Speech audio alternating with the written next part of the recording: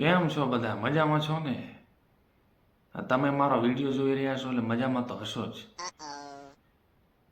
કારણ કે તમને ઇન્ટરેસ્ટ હશે આમાં વિડીયો જોવામાં કે આ ભાઈ કોઈ દી આવે નહીં ઓનલાઈન ને ક્યાંથી આવી ગયો, કોઈ દી એનો વિડીયો નથી જોયો અને આજે મને વિડીયો જોવા મળે. આનંદની વાતો કહેવાય. બસ તો આનંદ જ કરાવવા આવ્યો છું. તમારા આનંદ. હા હા, આપણે ગાયમાં જતા હોય ને ઘણા આપણને ભેગા થાય અને આપણે એમને પૂછીએ કે કેમ છો, મજામાં છો ને? ત્યાં તો એ આપણને મજાના બધા સમાનાર્થી શબ્દો કહી દે. ખાલી એટલું પૂછીએ, ભાઈ મજામાં છો? ત્યાં તો એ ભાઈ કે અરે હા ફાઇન છીએ, મજામાં જ છીએ, બહુ જલસા છે, ભગવાનની મહેરબાની છે, આઠી પર અમને તો આનંદ છે. હવે આવ્યું આપણને કે એટલે સમજી જવાનું કે આ ભાઈને એક પોરે આનંદ ન હોય, એ હંમેશા લડતો જ રહેતો હોય. એ પાસે સવારથી લડવાનું જ ગોતતા હોય. સાંજે હોય ત્યાં સુધી કોઈ જો લડનારો ન મળે ને તો વળી પાછી એમને ઊંઘે ન આવે, આખી રાત જાગતા હોય. એમાં જો કોઈ અડધી રાતે ભેગો થઈ જાય તો એની અંગાતે લડી લે, પછી એમને શાંતિથી ઊંઘ આવી જાય. અને ઘણા પાસે એવા પણ હોય, એને આપણે પૂછીએ કે ભાઈ કેમ છો, ત્યાં વળી એમને હળવે હળવે હકારા હંગાતે આપણને જવાબ આપે અને એવું કહે અમારે બસ જિંદગીમાં હાલ્યા રાખીએ છીએ. હવે હાલ્યા રાખી કે એટલે સમજી લેવાનું કે આ ભાઈને 8 પહોરમાંથી 4 પહોર આનંદમાં જતા હોય છે, બાકીના 4 પહોર એને થોડુંક લડવા ઝઘડવામાં જતું હોય છે. હા, 12 કલાકની ડ્યુટી હોય આમાં. ઘણા એવા હોય અને આપણે પૂછીએ કેમ છો, મજામાં છો ને? તો એમનો જવાબ હોય તમારા જેવું નથી. એટલે આવું કે એટલે આપણને ખબર પડે કે ભાઈને મજા લાગે છે, આઠે પર આનંદ લાગે છે. અને આપણે આનંદ ગોતતા હોઈએ રાત દાડો, ક્યાંય મળતો ન હોય. આપણે ઘણા ગામમાં જઈએ ને એટલે ગામમાં આ મીટિંગો જામેલી હોય. ગામનો પીપળો ઊભો હોય, એની સારે બાજુ ઓટો હોય ને, ઓટાઓ ઉપર એટલા બધા બેઠા હોય, એ બધા મોબાઈલ મચેડતા હોય. હવે એમને ગામના કોઈ વડીલ પૂછીએ કે ભાઈ આ કરવા કરતા કંઈ કામ ધંધો કરો, એટલે એ વળી પાછા રાજાના છોકરા હોય એમ, તમારો તો કે દાડો આવ્યો છે, અમારો તો વખત આવશે વખત. હવે એ તરી વરના હોય. હવે તરી વરે એમનો દાડો વખત ન આવ્યો હોય, એનો શું 80 વરે વખત આવશે? સીતાએ સડી જાય ને પછી વખત આવે તો કોઈ નક્કી નહીં. ઓટલે બેઠા હોય, એમાં કોઈ મિત્ર સ્પોર્ટનું બાઇક લઈને આવે. અત્યારે તો કેવા બાઇક નીકળે સ્પોર્ટના. પાછળ બેઠું હોય ને તો એમ જ લાગે કે આગળવાળાના ભરોસે બેઠો છે. આ આગળવાળાના ટેકે બેવું પડે, નહીતર તો આપણું કોઈ નક્કી ન રહે, ચારે આપણે વહી જાય. અહીંથી તો ઉપર જ જવું પડે ડાયરેક્ટ. હવે એવું સ્પોર્ટનું બાઇક લઈને કોઈ ભાઈ આવે એટલે ઓટે બેઠા હોય ને, હવે એમાં કેવા માણસો હોય, માંડ હજુ મૂસળના દોરા ફૂટ્યા હોય, એટલે એમને પાસે આવા બાઇકો હાંકવાનો બહુ શોખ હોય. કારણ કે એમને દેખાડી જ દેવાનું હોય કે અમે કોણ છીએ, અમને જેવું આવડે છે. એટલે એ વળી ચાવી લઈને ચાલુ કરીને સીધું 120 નાખે. 120 જવા દે ને 140 સુધી પહોંચી જાય. હવે આવા જતા હોય ને એમને રસ્તાના કોઈ દી વળાંકો ન દેખાય, એ બાઇક સીધા જ જતા હોય, એ વળાંકા વળે જ નહીં. એ વળાંકા બાજુ ખેતર હોય તો ખેતર હોરું જતું હોય. એમાં ખેતરમાં કોઈ ખેડૂત બિચારો ઝૂંપડી બાંધીને રહેતો હોય ને ઝૂંપડી હોરું જાય. હા, ખેડૂતને ખબર ન પડે કે મારા ખેતરમાંથી આ રોજ નેહર્યું, ભૂંડ નેહર્યું, શું નેહર્યું, પણ આ બાઇક નેહર્યું હોય. વળી પાછો સામે રસ્તો મળતો એ બાઇક રોડ ઉપર ચડાવી દે પાછા. હા, આવા બાઇકો હાંકી એ તો મરે પણ બીજાને લેતા જાય. બાઇક લઈને જતા હોય ને વળી પાછી એમને હવે પૂછવાય ના રહ્યા હોય બ્રેકો ક્યાંથી લાગે બાઇકમાં. બ્રેકો ગોતવી પડે હાલતા બાઇકમાં. એક તો 140 સ્પીડમાં બાઇક જતા હોય, બ્રેકો ગોતવી ક્યાં? પછી ક્યાંક લીમડો ક્યાંક બાવળ ગોતવો પડે. પછી તો રામ જાણે શું થાય. હમણાં થોડા સમય પહેલા પોલીસની ભરતી આવી. હવે મારા જેવો ભાઈ આ બોડીમાં એવો જ, એને પોલીસ બનવાનો બહુ શોખ. પહેલા દોડવાનું આવ્યું, દોડવાની પરીક્ષા આવી. સાહેબ 25 મિનિટની પરીક્ષા એને 15 મિનિટમાં પૂરી કરી નાખી. હા, પણ એ ભાઈને બે તકલીફ. એક એની હાઈટ નહીં, ઊંચાઈ નહીં, ઠીંગણો થોડો, અને બીજી બોડી નહીં. એને વિચાર્યું કરવું શું.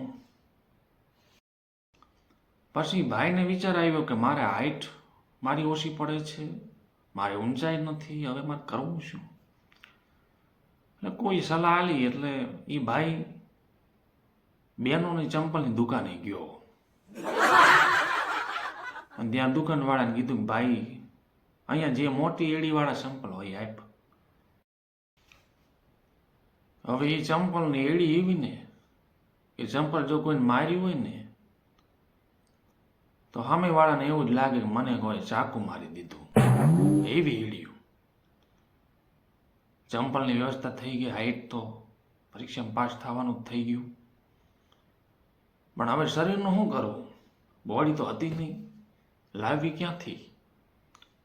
હવે ભાઈને બોડીનું શું કરવું એ વિચાર કરતા હતા. ત્યાં એને વિચાર આવ્યો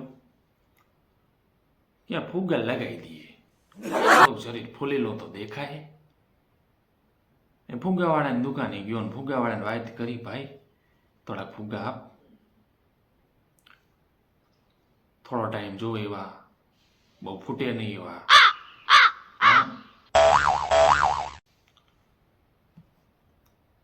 પછી તો દુકાનવાળાએ ફુગ્ગા આપ્યા. એક હવા ભરવાનો પાઇપ લીધો. ભાઈ ઘરે ગયો ને ઘરે જઈને ફુગ્ગા ફૂલાવ્યા. ફુગ્ગા ફૂલાવતા ફૂલાવતા 4-5 તો ફૂટી ગયા.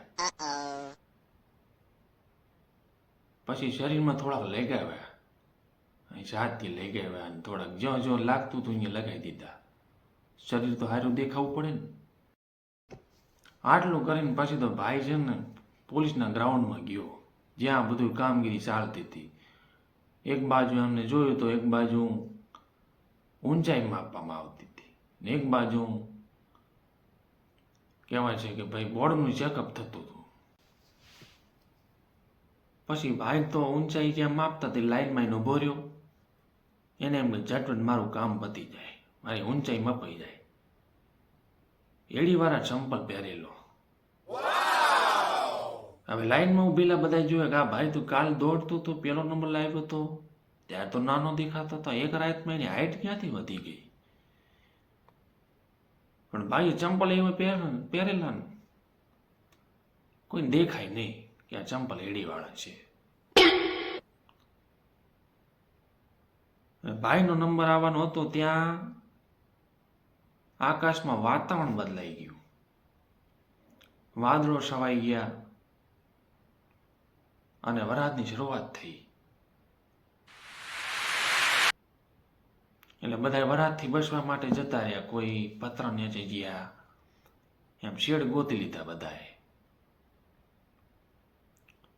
વરસાદ પત્યો વળી પાછી શરૂઆત થઈ હાઈટ માપવાની.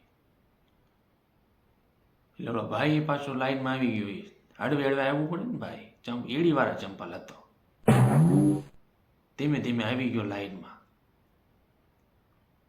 પાછું હળવે હળવે આપવું પડે ને ભાઈ. તમે કોઈ એમ કઈ સ્પીડમાં થોડી આવી. તમે મારો વિડીયો જોતા જોતા એમ કહો ભાઈ સ્પીડમાં આવી જાય, એમ ન આવે.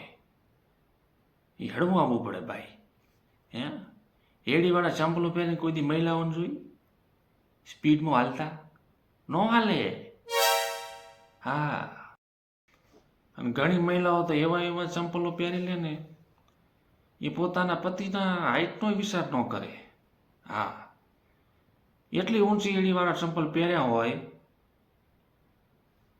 અને વળી પાછા ફોટો સેશન કરાવે. ભાઈ પેલા પતિ કરતા પત્ની ઊંચી લાગતી હોય અને વળી પાછા ફોટો સેશનમાં પતિને જોવું પડે, આમ ઊંચું જોવું પડે. હા, હવે આપણે પોલીસ ગ્રાઉન્ડની વાતો કરતા હતા. આપણી ગાડી અડવા પાટે સડી ગઈ. ઘણી બધી વાતો છે કહેવા માટે, કહેશું ધીરે ધીરે. ઓલો ભાઈ તો લાઈનમાં આવી ગયો. હવે જ્યાં એનો નંબર આવવાનો હતો ને જ્યાં એ જગ્યા હતી ને જ્યાં ઊભું રહેવાની, ત્યાંની જમીન બહુ પહોંચી. એટલે જેવો ભાઈનો નંબર આવ્યો, ભાઈ તો ત્યાં ઊભો રહ્યો ને ત્યાં તો એની એડિયું જમીનમાં જતી રહી. ભાઈની હાઈટ ઓછી થઈ ગઈ. પોલીસ વાળા કે ભાઈ તારી હાઈટ ઓછી છે. ઓલો ભાઈ કે હવે ઓછી જ પડે ને, એડિયું જમીનમાં છે, હવે હાઈટ ન થાય, ફેલ નપાસ થઈ ગયો ભાઈ. પણ નિરાશ ન થયો. એને એમ કે બોડીનું ચેકઅપ કરાવી લઉં, એમાં તો પાસ થઈ જાય. એટલે જ્યાં બોડીનું ચેકઅપ થતું ત્યાં ગયો, એને લાઈનમાં ઉભો રહ્યો. જ્યાં એનો નંબર આવ્યો ને ઓલા પોલીસવાળા ભાઈ પટ્ટી લઈને આવ્યા, માપ પટ્ટી. માપ પટ્ટીથી જ્યાં એને આમ કહીને આમ માપ્યું, ત્યાં એ ફૂકો દબણમાં આવી ગયો અને ફાટ લઈને ફૂટી ગયો. પોલીસ વાળો કે ભાઈ તારી બોડીનો ભડાકો થયો. ઓલો ભાઈ કે સાહેબ અમારી બોડીનો ભડાકો નથી થયો, પણ અમારા કરમ ફૂટેલા. હવે હું ક્યારે નહીં આવું આવી પરીક્ષા આપવા. વયો આવ્યો, ઘરે આવ્યો. એમાંય તમને અમારો વિડીયો ગમે ને તો બસ શેર કરજો, સબસ્ક્રાઈબ કરજો અને લાઈક કરજો. એ કરવામાં આપણે કંઈ ક્ષેત્રમાં વાઢવા જવાનું હોય ને એટલું કંઈ કઠિન તો નથી, થઈ જાય. ઘણી મજા આવી ગઈ. વળી પાછા નવા વિડીયોમાં મળી જાય છું.